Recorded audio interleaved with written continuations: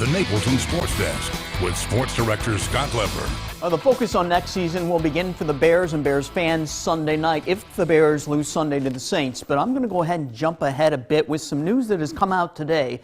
The news that Houston Texans quarterback Deshaun Watson might be pushing for a trade this offseason. And the Bears are one team he would consider going to. So if you're a Bears fan, you're no doubt salivating over the thought of Watson in a Bears uniform. But how realistic is that possibility? Well, it's understandable that Watson would want out of Houston. The Texans are bad and they're short on draft picks.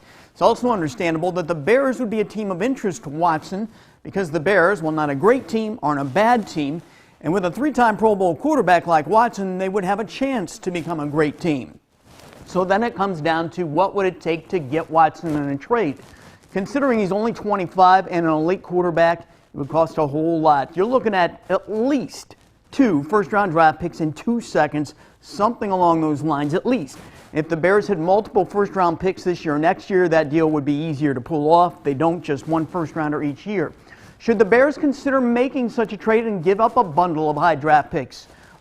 Yes. You can't compete for Super Bowls unless you have an elite quarterback, right, Green Bay? You start there and worry about filling in the other positions after that. The Bears would also have to do some juggling with the salary cap if they took on Watson's contract, but what he's getting paid, roughly $32 million a year for the next 5 years, is very reasonable for a premier NFL quarterback.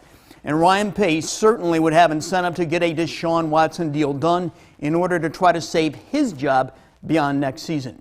There will be several other teams interested in Watson, and that will drive up the price, but if Watson is available, the Bears should be all in. That's my take. We'll be right back.